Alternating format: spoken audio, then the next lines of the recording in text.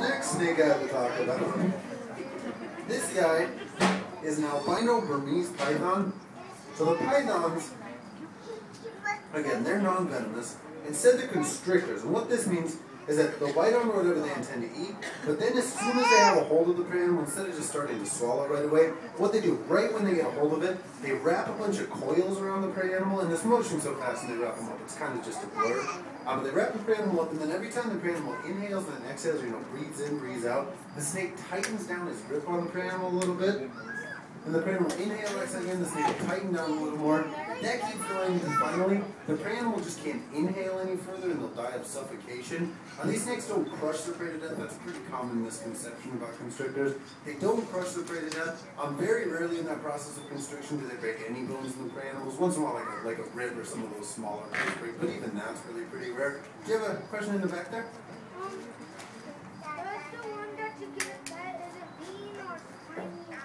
It's going to be this guy, and he's dry and nice. So that's how they go about killing the prey. They suffocate him. The other thing I want to talk about with this guy, after they kill the prey, then obviously they have to swallow the prey animal. Snakes, they don't have any limbs, so they can't really hold on with the prey that way. The teeth, they curve to the back and they're needle-like. So those teeth are really good for holding on to prey, but they're really not meant to bite or tear off chunks of food. What this means for the snake, and this is true for all snakes, but what this means is that the best way for them to eat is to just swallow everything whole. This isn't quite the limitation, though, that it seems it would be. If we realize that snakes don't have a chin, so right here where my finger's at, is lower jaw bones, they don't connect with each other, there's just a little gap between them. And there's still a tendon there that connects them, but the gap, what that means is that really the only limit to how wide they can open up their mouths is just how far their skin will stretch out.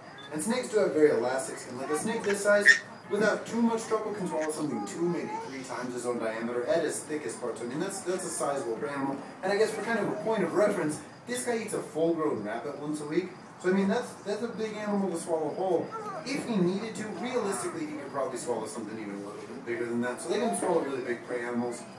But it's not just large guys like this guy that are like that. Like anacondas, those are constrictors too.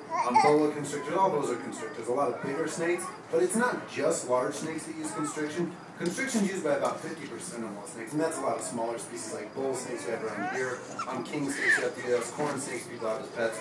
Those are all constrictors as well.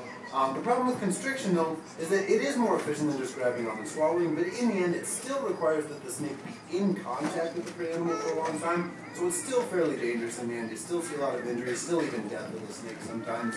So it's going to be a lot more efficient for snakes to rely on venom. So I'll get those out in a second. Did you have a question? How long does it take to eat a prey? Eating it doesn't take too long. They only need to breathe once every hour or so. Yeah, they don't need to breathe much at all. Eating it, they'll usually have it down like 10, 15 minutes. Yeah, and then it takes, their airway, so for a little bit they can't breathe, but their airway is really flexible and it will point off to the side, and it's rigid, but it's flexible enough to allow it to bend, so they can still get air in their lungs. So once they get past, there's one point where they're not going to be able to get past that. Yeah, it's not too long that they're without air. Any other questions? How much does he weigh? He's like 150 pounds. He's like 30 pounds. He doesn't. Anything else? Nothing? What? They don't recognize you. They get used to being handled. Like this guy, don't worry about him biting me. As long as they don't smell like food, he's not going to try and do anything. They get accustomed to people handling him, but they never actually recognize a person. They're not that smart. Anything else?